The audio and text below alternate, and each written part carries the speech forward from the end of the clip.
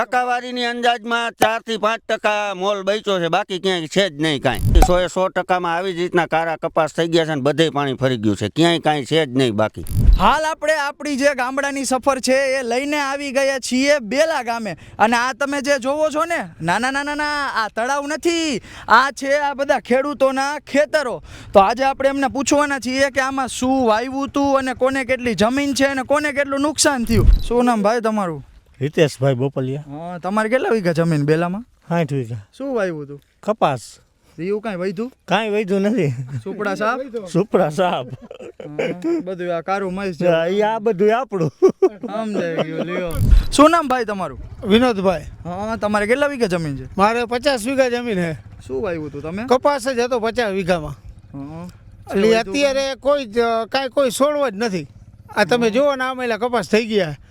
તા જે તકલીફ અમારે થાય કાયમી ડેમી 3ના હિસાબે થાય, અને કાયમી લોકોને અમે રિક્વેસ્ટ કરી જ છીએ કે તમે પાણી તમને ઉનાળે ક્યારે દેતા નથી, જરૂર પડે ત્યારે.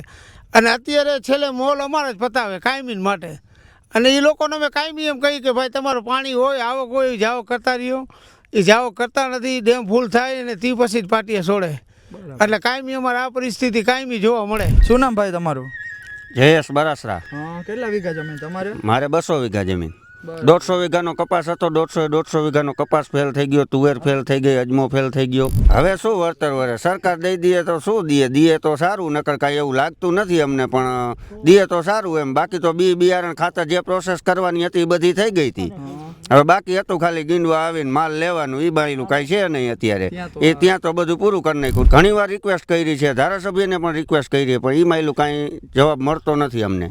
અને જ્યારે પાણી છોડવા જાય ત્યારે બસ પૈસા ને પૈસા, બીજી કોઈ વાત કરતા નથી. તો અંદાજે આ ગામમાં કેટલા ટકા જમીન હશે ને કેટલા ટકા એવી હશે કે જેમાં પાક બચ્યા છે, એ કયો છો? 4400 વીઘા જમીન છે. 4400 વીઘા જમીન છે, અને પાક બચ્યો હશે કદાચ મારા અંદાજ મુજબ 100 વીઘાનો આશરે, બસ. બાકી ક્યાંય કાંઈ બચ્યું જ નથી.